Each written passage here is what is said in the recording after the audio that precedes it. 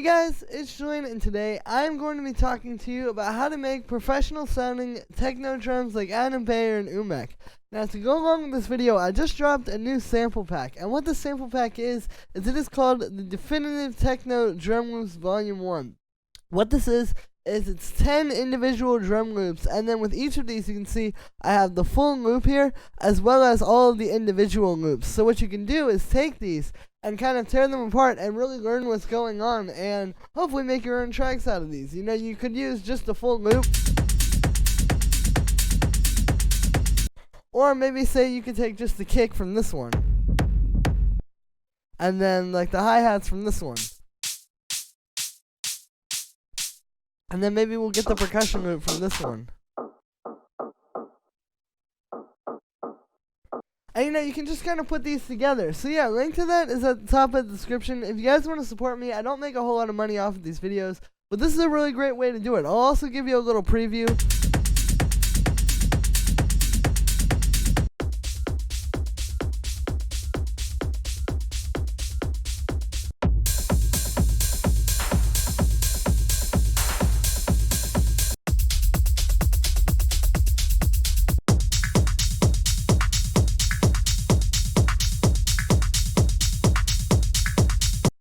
And yeah, so there are some of the loops. As you can hear, they're all really professional, really full sounding. With this, you also get this free bonus rumble rack for making rumble kicks, as well as 20 different rumble kicks that I made that you can take and use to make your own tracks. So link to this is at the top of the description. Like I said, great way to support me. And yeah, let's get going. So I have this loop in front of me. This is very similar to the loops in the pack. I'll play it for you really quick.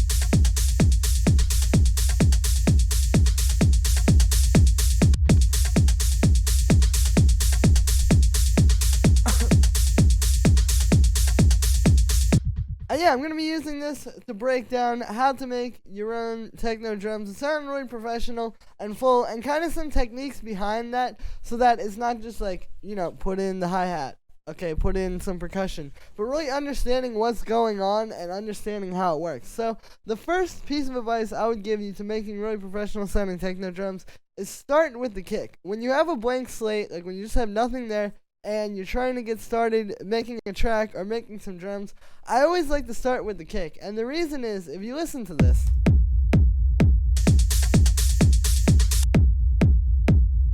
the kick is taking up literally like half of the frequency spectrum of this loop.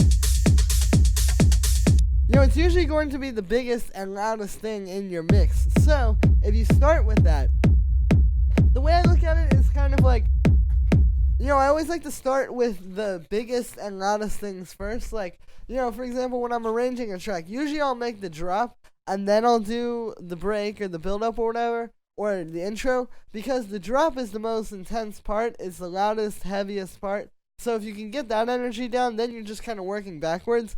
It's the same idea with the kick here. If you start with the loudest, fattest sound in the mix, and you get that really powerful, you know, you already have a lot of the work cut out for you. So I definitely recommend starting with the kick. That's the first thing I would say. It's just get a nice kick in there. And then from there you can kind of work your way up. You know, maybe the next thing would be to add like that hi-hat. Again, we're just going like the most simple things first. Then we'd add this hi-hat. And then maybe the percussion and the ride. And like, it's gonna make a lot more sense if you do it this way versus, you know, say we try to start with like the ride and these hi-hats and kind of bring everything in backwards. Here it works because this is already mixed, but if you tried to like create it from scratch this way, you'd have a hard time. So always start with the kick and work your way up from like the most obvious elements. The next thing that I have to say here is less is more. And what I mean by this is, if you notice, this isn't a whole lot of elements. You know, we don't really have, it's not like we have like, you know, 3 layers for the main hi-hat, like an extra background hi-hat, you know, 2 rides. We just have like the bare essentials, just like, you know, main hi-hat, second hi-hat, a little bit of percussion,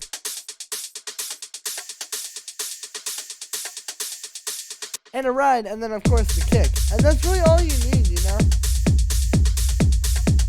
Because it's all about what you do with those elements. You know, like for example with this percussion here. We're doing a lot with just these 3 little percussion sounds. Because of all the sort of like call and response that's happening there between that and that, where it's like da-da, da-da.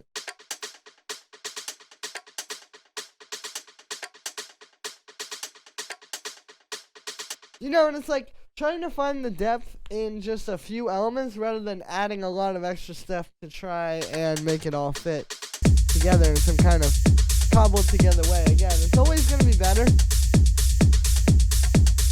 if you can just kind of say more with less, because, you know,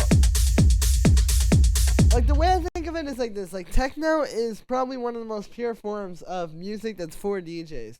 And if you're a DJ and you're playing a track, you know, say you're playing a track and this track, or you're playing 2 tracks, say this one has like 15 elements happening, and then say this one has like 20 elements happening.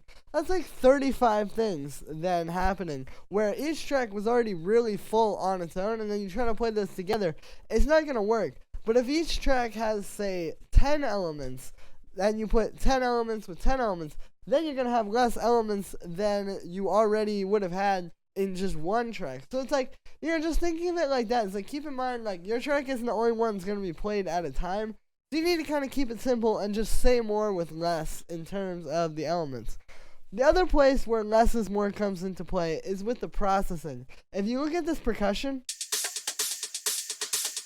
you can see we're really not doing a whole lot. Like with a lot of these even, like you can see, you know, just a little bit of drum bus, little bit of EQ. Not really a whole lot that needs to be done to really make these sound full. You shouldn't have more than maybe like 2 or 3 or maybe 4 effects if you have like something kind of extra in there as well at a time. And same thing with the kick, you know, of course we have quite a bit of processing for the rumble inside this rack, but if you look after the rumble, like let's say this up to here is just the kick sample, all we have to put on there is just a little bit of drum bus, and you know, it tells the story for us. So yeah,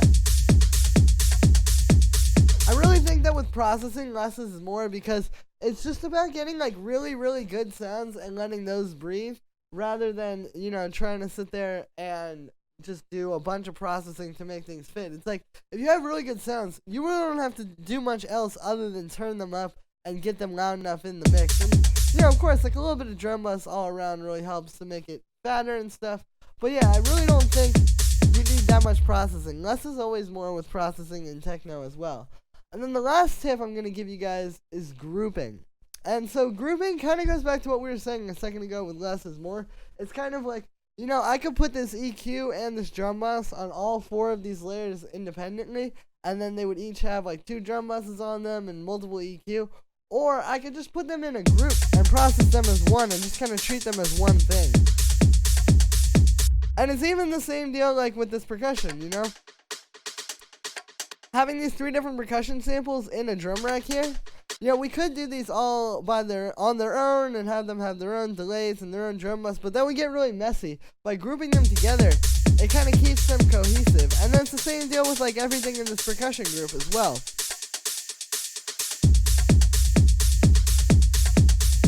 You know, grouping really makes things a lot smoother for the workflow, and just overall makes everything fit together a lot nicer.